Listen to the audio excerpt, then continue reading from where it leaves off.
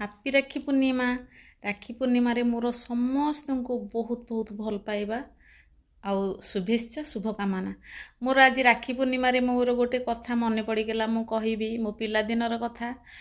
ମୋ ଭାଇକି ମୁଁ ବହୁତ ଭଲ ପାଏ। ମୋର ଦୁନିଆରେ କିଏ ସବୁଠୁ ନିଜର ବୋଲେ ସିଏ ହେଉଛି ମୋ ଭାଇ। କାହିଁକି ମୁଁ ମୋ ଭାଇକି ବହୁତ ଭଲ ପାଏ କହିବି। ପିଲାଦିନେ ମୋ ଭାଇର ମୋର ସାଙ୍ଗ ହେଇକି ମାମୁଁ ଘରେ ପାଠ ପଢ଼ୁଥିଲୁ।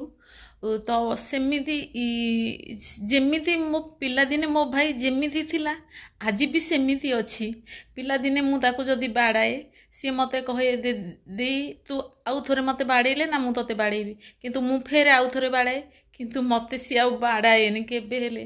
ସେଇ କଥା ମୋର ଏବେ ବି ମନେ ପଡ଼ୁଛି। ଏବେ ବି ସିଏ ବଡ଼ ହେଲାଣି, ତ ଯେତେ ଭୁଲ କଲେ ବି ସୁଦ୍ଧା ମୋତେ ସିଏ କିଛି କୁହେନି, କାରଣ ମୋତେ ସିଏ ବହୁତ ରେସ୍ପେକ୍ଟ ଦିଏ।